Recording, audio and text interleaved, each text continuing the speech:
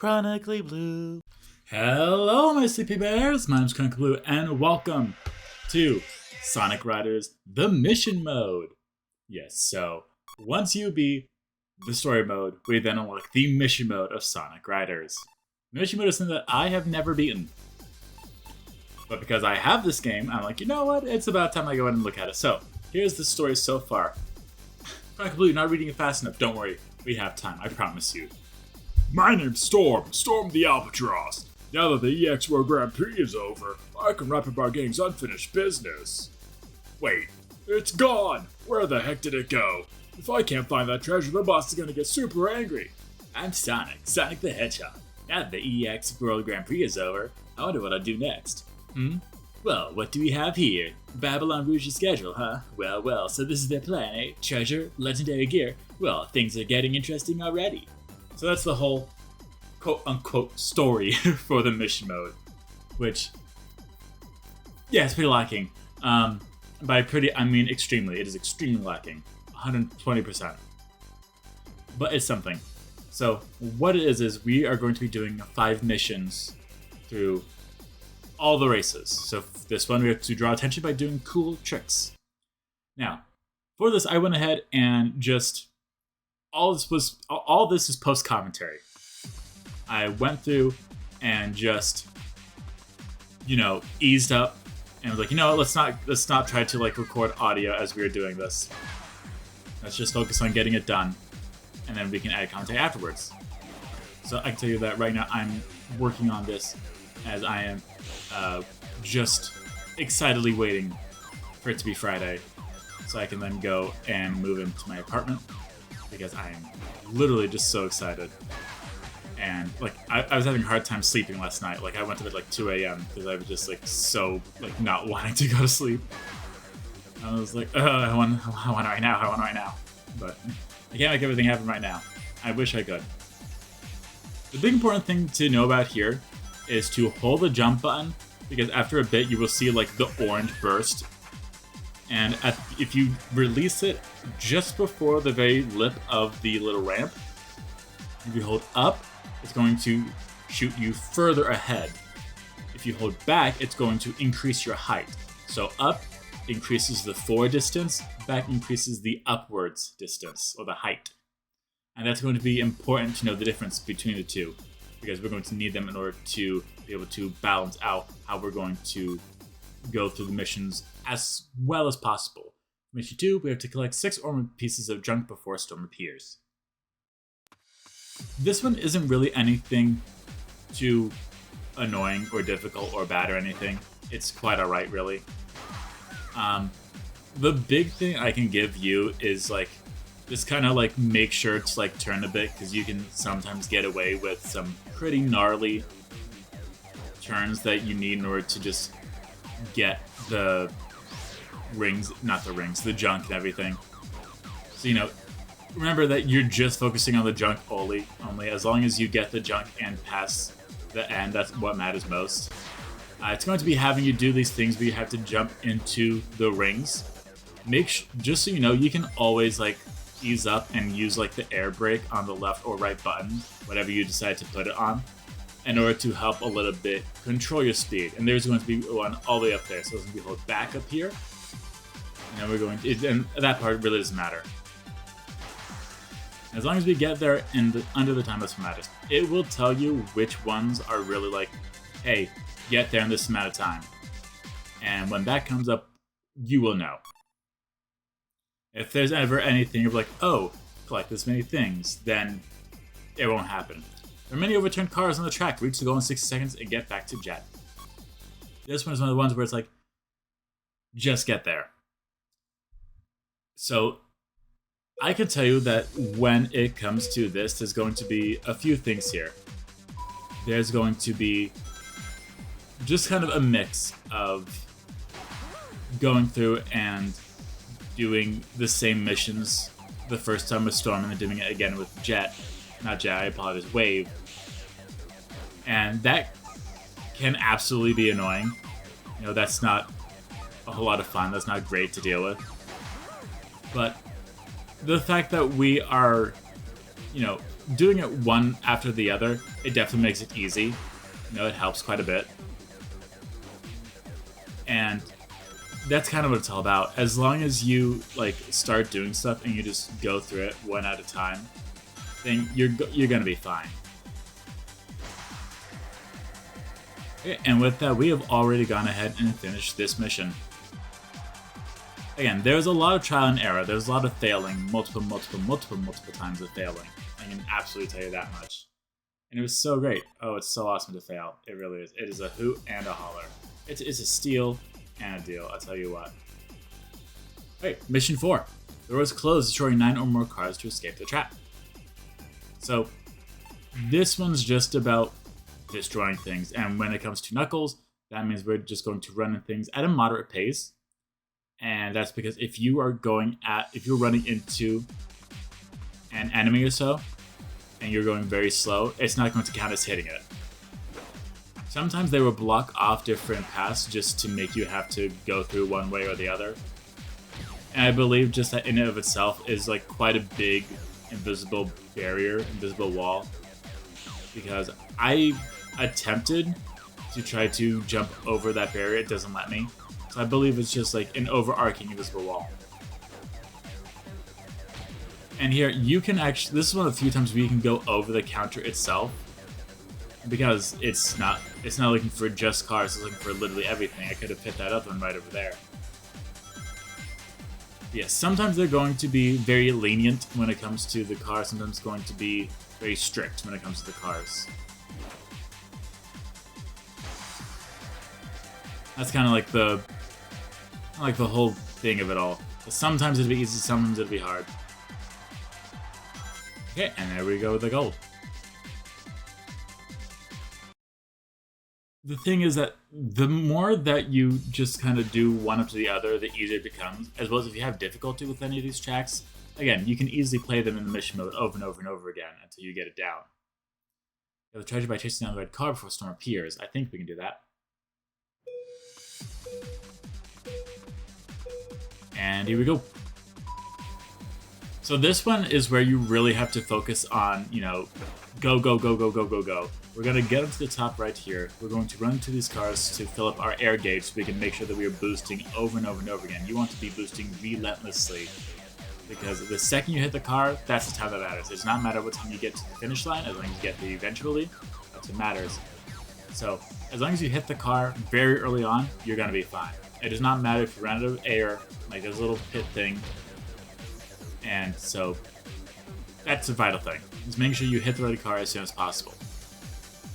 And then, of course, there's other cars here, just in case you need more time or stamina or what the heck ever in order to get all the way through here.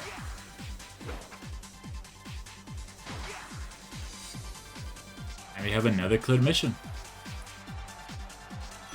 Yeah, so 1736. I think anything under 18 seconds is going to be counting as gold.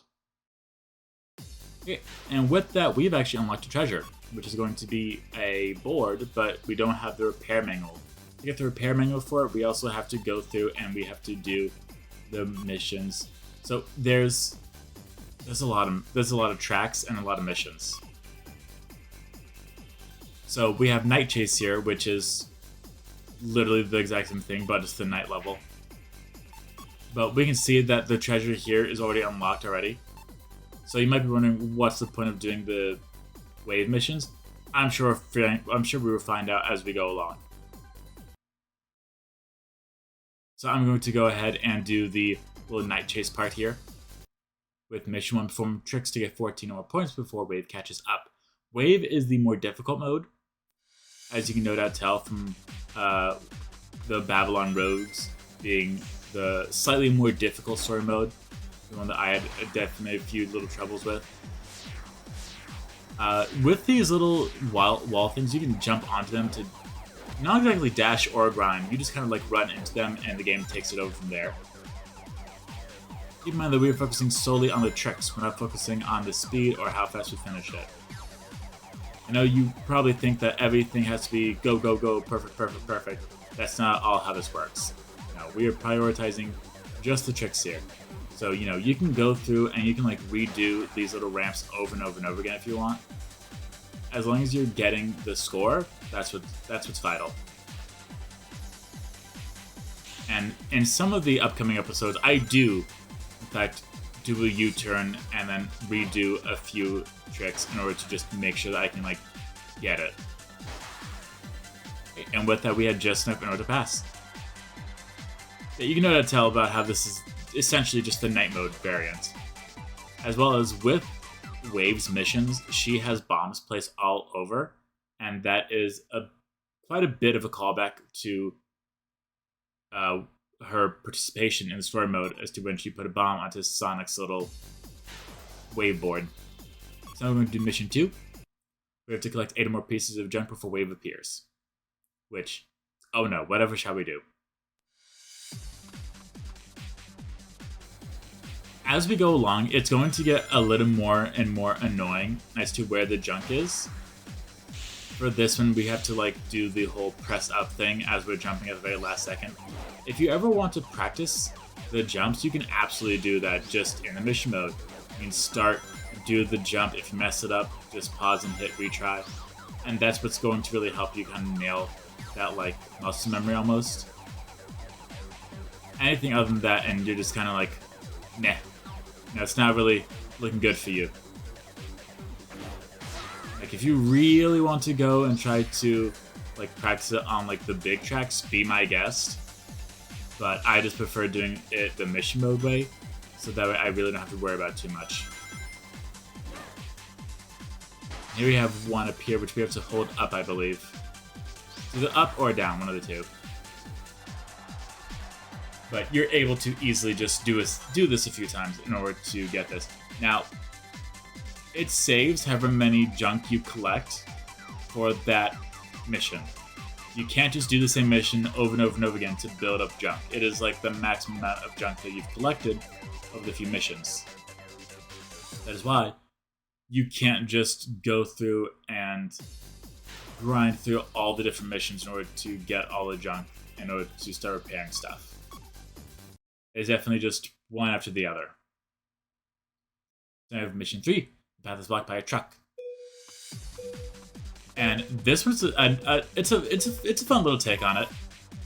That's me failing, which happens quite a lot.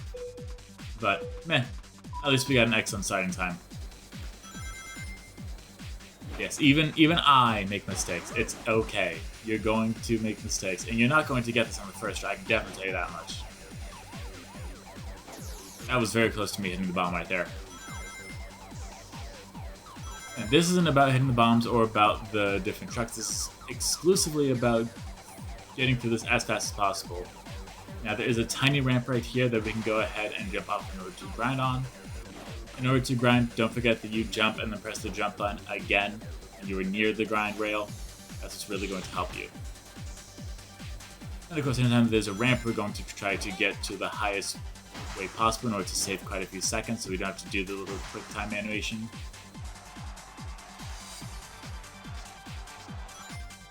I believe anything under 50 seconds is gold. And I'm sure you're probably being like, Chronic Blue, I really want to see you fail and cry over and over again. Why can't I have that? I do things. Like, I talk to people when I'm recording, like, exclusively Sonic Rider stuff. So, I just get busy. I do things, and if I were to try to record during it, it would be lots and lots of hours of unused footage and unused commentary. To the point that the takes that do get used are the ones where I'm just, like, fully exhausted. So that's why. And here you have Knuckles. We have to go through and beat these down. The thing is, with the little night areas, it's going to start to become pretty annoying, actually, because Knuckles actually has quite a few hidden pathways, and I really don't like that. And I can easily elaborate onto that. I don't like that for many reasons. One of them being that you kind of really have to pay attention, especially when it comes to, you know, a racing game where you're going fast. And the game isn't really designed around you stopping and taking your time. So, yeah. But that's the main gripe that I have about it, is how for Knuckles races coming up in some of the mission modes, in order to find out where you have to go, you have to look up videos in order to see like where the hidden power paths are. And that's what really gets me, because so many times I went through and I played a mission quite a few times. I'm like, okay, I've gotten literally everything. I don't know where there could be anymore. I have to look up a video.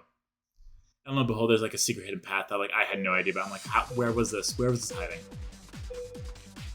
This one's annoying. This one is where you have to keep the little speedometer thing up above like 160 or 140 speed. In order to do this, just try to not collide against anything. Definitely don't fail any tricks. And if you do fail any tricks, then really hope that the game does not catch it. Now, it's not horrible. It's the trying to go as fast as possible thing while also still making everything well is what's horrible.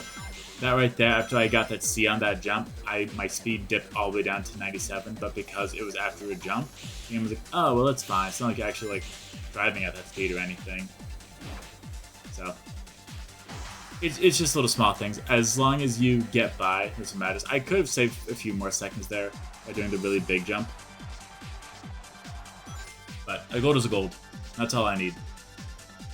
You may be wondering, do we get anything for getting all the gold emblems? I'm not sure. This is my first time doing it. I try to not look at my own spoilers. Okay, so, for all that, what did we get? Well, nothing. However, I'm sure we're going to get something eventually. Like, we can go through all the different manuals, all the different things here. We can see how much junk we've collected. Do anything. But we can go through and just kind of explore things a bit here while we have a few seconds. We can go to the shop, we can buy some different boards. Like there's the auto slider, the high booster, the cannonballer, the speed balancer, the access, the beginner, the accelerator, the trap gear, the light board, the slide booster, the air broom, the hovercraft, the faster, the gambler, the power gear, the berserker. There's so many different gears, and I know that there are stats for them, but it's really hard to fully grasp like if it actually makes a difference or not. I believe the limit is the air. The dashing is, when you dash. For the power, it's really hard for me to fully grasp what that is unless I'm a power character, to which then it also really doesn't apply to me. I have to believe the power means that when you boost up and attack an opponent, it's going to leave them kind of like paralyzed a bit for longer. We have a few different covers. There's cover S, cover F, and cover P. There's the grinder, and then advantage S, F, and P for speed, flying, and power. And these are pretty good stats. It does show speed type enhanced with an accelerate plus and endurance plus, and we see that the stats are quite a bit better than a majority of the quote-unquote beginner boards that we have. So that's definitely something that can definitely help us just a little bit. Now, this is not something that we can equip in the missions. No. This is something that we are able to select when we are doing the regular Grand Prix or the single races. Every time we do a Grand Prix or a race or a mission, the rings do get added to like our main total. We don't see a little animation of it like we did in Sonic Adventure DX, but we just kind of have to grasp that it's there. Now, you may be wondering, Crack Blue, how long did this take you? Well, you see, it took me... I recorded for 2 hours and 5 minutes, and this video is 19 minutes long. So, yeah.